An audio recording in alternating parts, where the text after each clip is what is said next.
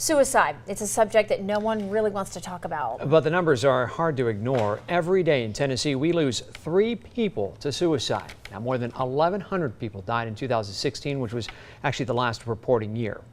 Well, keeping your family safe tonight, WATE 6 on Your Side reporter Don Dare introducing us to a family affected by suicide, taking a look at the red flags to watch out for that could save a life. This was in his bedroom? Yes, it was. This picture rested on Nathaniel Sweeney's dresser when he died 4 years ago. Of course, my first words were, how? They told me he had committed suicide. Teresa Herron has set up a memorial to her son and keeps his ashes in an urn at her home in Maryville. This is me and him for when he was born. Mrs. Herron showed us a curio filled with Nathaniel's cherished belongings, his cologne and shaving brush, a series of pictures when he was baptized 6 years ago. The two of them had a special relationship. He could come into a room and everybody in the world could be depressed and he'd have them laughing within minutes. She also said he suffered extreme bouts of depression. Nathaniel was 26 when he took his life. Here's Teresa in 1987 holding her son for the first time. A friend wrote a poem on the picture. A million times I needed you, a million times I've cried. If love only could have saved you, you never would have died. It broke my heart to lose you. And it did, didn't it? Oh, yeah. I see a psychiatrist on a regular basis. I'm on several medications. Experts say suicide often affects the mental health of surviving family members. They're angry at the person who chose to take his or her own life, distressed over unresolved issues. There's confusion and extreme guilt for not preventing the suicide. I blame myself. I felt fault. Like I should have seen more. I should have paid more attention to him. Nathaniel was part of a big family, 3 sisters and a brother. It takes a toll on the family, doesn't it, when someone takes his or her life? Yeah. Mine tore apart. If we can teach everyone all about the red flags to look for, then we're really going to be able to look at prevention and help someone and potentially save a life. Matt McGrons-Tillery represents Tennessee's Suicide Prevention Council. Suicide warning signs include putting personal affairs in order, giving away prized possessions, unexplained anger, aggression, depression, hopelessness, any previous suicide attempt. A year ago, Teresa joined on Facebook a group called Mothers Against Suicide. It's made a difference. Well, personally, it makes me feel like I'm not out in the middle of the ocean and seeing nothing but ocean and sky, that I'm not in this boat alone. Mrs. Herron is now on a mission. One person who dies of suicide, like Nathaniel, is one too many. If you got a child and they're living with you, they're under your roof, pay attention to things. Get nosy. Find out who they're talking to, who they're hanging out with. Get to really know your child. Yeah. I thought I knew mine, but I didn't. Approach the person with compassion and truly ask that question and say, I'm concerned about this, and I wonder if you're thinking about suicide. Life-saving and direct questions to ask include, have you wished you were dead? Have you actually had any thoughts of killing yourself? Have you been thinking about how you might do this? Being able to ask that question may save their life, truly. Today, Teresa is dealing better with Nathaniel's suicide, but will never get over it. Don't ignore suicidal behavior, she says. Encourage them to seek professional help. Don Dare, WATE 6 on Your Side. Well, last Friday and again today, WATE 6 on Your Side reporter Don Dare has been focusing on suicide and mental health. They're topics that many try to avoid, and yet they're more common than you might actually realize. 1 in 5 Tennesseans will be affected by mental illness this year alone. However, nearly 2/3 of those struggling with a diagnosable condition don't get treatment. Well, tonight we're looking at how you can screen yourself online to determine if you have a problem. On Your Side, reporter Don Dare takes us through the screening process. Okay, well, this is our website. We sat down with Ben Harrington at the Mental Health Association of East Tennessee to take a confidential, free mental health screening that you can do from your home online. What will happen in the screening is the person will answer a number of questions, then the tool will calculate the answers, And if you screen positive, you will get that report right there on the screen. There are 9 screening categories. General anxiety disorder, PTSD, brief screening of adolescent depression, eating disorder, bipolar, substance abuse. So this is going to ask us some sample lead-in questions about how you're feeling. The questions we screened were for depression. Have you been blaming yourself for things? Oh, I blame myself for a lot of things for some of the time. Some of the time. Yeah. Have you had a poor appetite? No. Have you ever wanted to kill yourself? Well, that's a loaded question, isn't it? It is, and if someone answered yes, an emergency screen would pop up with information to reach the National Suicide Helpline. Post-traumatic stress. No.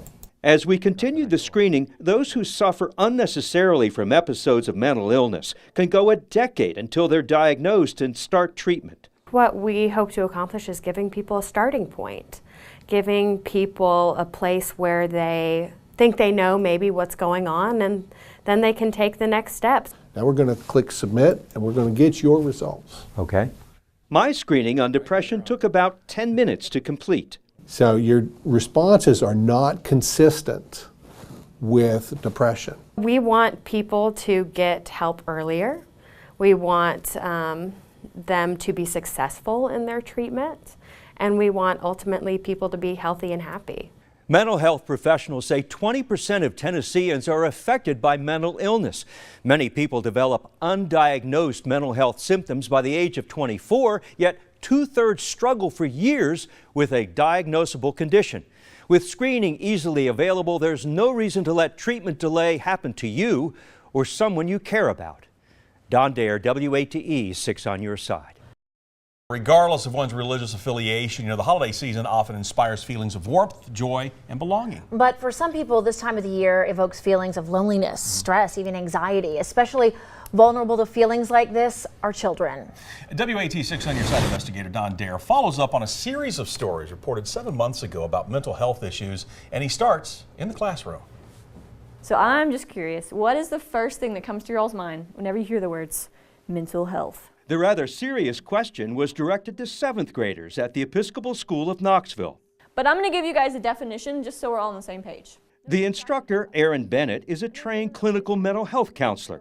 For the last 10 years, Mental Health 101 seminars have been taught to every grade here. So your mental health is 3 things. It is your thoughts. The kids were told mental health depends on thoughts, emotions, and behavior. Curious students asked a lot of questions. So stress doesn't just affect our mental health. Stress gets into our body. They were told how to recognize factors that can affect one's mental being. Self-esteem, relationships, and stress can go off kilter, especially for young people. I want them to understand that mental illness happens and to have tools to be able to keep themselves healthy and resilient when things do happen in their lives. A bit of chaos and concentration was thrown into the session as multiple tennis balls were supposed to be thrown in the same order to the same person. But it didn't always work out that way. A good lesson in stress management. It gets a little bit harder to follow the rules, right? When you have more things to keep your eye on, it gets a little bit harder to do your best, to catch the ball, not let things fly over your head when you're stressed out. What was stressful about that game? As the number of tennis balls started increasing, it just descended into utter chaos. And sometimes that's the way life is. Yeah. So how do you deal with it? You can deal with it by, you can talk to someone. That's a really good way to do it. Have you had trouble falling asleep or staying asleep? No. One way for adults to learn about mental health is by answering a series of questions online. In our report last May, Ben Harrington of the Mental Health Association guided us through the group's free mental health screening test. By answering questions in 9 categories, you can get an idea of whether or not you should seek professional help. We returned the other day to learn how many people voluntarily were screened. Usually in May of every year, we screen about 125 people. May of 17, we screened 127. May of 2018, with WAT's help, we screened 506 people. That's an increase of 300% What the screenings do is they help folks who never were getting help before realize they do have a need. Starting on a treatment path is so important. It really is. And this is a huge step that someone will have taken to, just see what really is troubling them. And now that they know the name of it, then they can seek help for that specific condition, and we can guide them. Whether it's free mental health screening to learn what's bothering you or Mental Health 101 taught in 107 schools today, learning how to handle daily mental stressors is as important as keeping yourself physically healthy. I think relationships are healing. Finding and creating powerful and meaningful relationships, I think, is the best way to deal with almost any problem in your life. Because if you don't have the relationships, What do you have? trouble. Yes, for sure. Now, in preparing this story, one educator told us because many middle and high school kids are stressed, openly discussing mental wellness helps students better understand the pressures they face and gives them direction of where to turn if they need help. About the survey you saw, so far this year, nearly 3,000 people have taken advantage of mental health screening. For information about mental health screening, go to this website you see here on your screen. It's MHAET.com. That's the Mental Health Association of East Tennessee, and look for the screening tab. And Bo and Kristen, Mental Health 101 started way back in 2000 with 2 schools. Wow. And now it's taught from Chattanooga through Knoxville up to Johnson City. I know you had mentioned over 100 now schools impacted Yes. by this. Yeah. Wow, my Valuable goodness. information there. Screening is very important. Yes, it is. Thank you so much.